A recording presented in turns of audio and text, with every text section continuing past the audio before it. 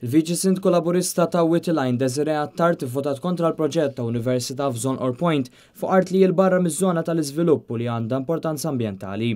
Il-proġett kien diskuss fl-Laqgħa tal-Kunsill Lokali ta' Marsascala li kienet iddominata minn diskors politiku tas-Sindku li fiha ammetta li l-Kunsill ma kellu l-ebda informazzjoni dwar il-proġett kif ritratt tal-footprint skont kif ippubblikat fil-ġurnali. Votazzjoni li tieħdet il-Kunsill tal-approvazzjoni tiegħu b'5 voti favur u 4 kontra wara diskors tas-Sindku li fih qal l-assigurazzjonijiet li għandu u ma mid-diskors fl-attività laburista tan-nhar il-Ħadd li għadda mill-Prim Ministru Joseph Muscat. Is-Sindku Laburista saħansitra kritika l-pożizzjoni espressa mill-Arċisqof Xikluna u qal li l-proġett mhux se jagħti veduti u li l-bdiewa ta' fejn se jsir il-park mhux se jkollhom joħorġu. Din il-proposta ġiet ħabta u sabta sostna s-Sindku Laburista.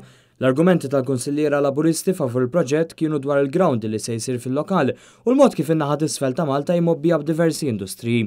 Il-pożizzjoni tas-Sindku Laburista mhux biss sabet l-oġġezzjoni tal-Kunsillieri Nazzjonalisti iżda anki tal-Viċi Sindku Laburista Desiree Attard li b'mod dirett qalet li lilha kellmuha ħafna nies u magħha esprimew oġġezzjoni qawwija għal dan il-proġett.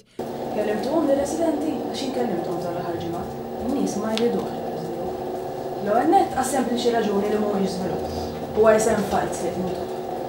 Kif tista' tgħidu żvilupp meta tieħodlok dik l-art? U Desiree. Hija oġġezzjonata għal fatt li l-proġett se jsir fuq art il-barra mill-iżvilupp u qalet li min irid is-saħħa tan-nies tal-lokal għandu jkun favur il-ftuħ u mhux l-għeluq ta' Marsascala b'aktar bini. Għalfejn issa li ħajjerġgħu joħduna biċ-ċart qed ngħidulhom iva, hekk jogħġobkom ejjew. X'jiġifieri? X'jiġifieri inti ġġilied bil-prinċipji tiegħek biss tal-ambjent issa f'daqqa waħda all-right, kollox sew, x'inbidel? What gives?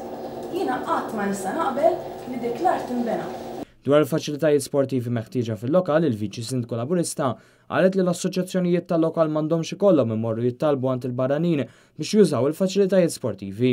Filwaqt li sejħed dan il-proġett bħala sfreġġju ambjentali, il-Viċi Sindku Laburista sostniet li kienet se tivvota kontra dan il-proġett. Anke għal fatt li l-Kunsill qatt ma ġie konsultat. Lienna l-Kunsill għanet ma kellmunix.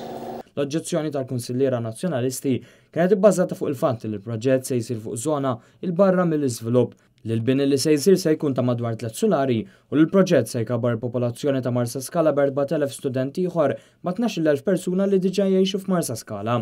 Il-Kunsilliera Nazzjonalisti sostnew li dan hu proġett li jeħtieġ ħafna infrastruttura li l-Kunsill qatt m'għandu l-ebda proposti jew pjanti li ż-żona għandha tkun żviluppata f'Park Nazzjonali u mhux f'Università.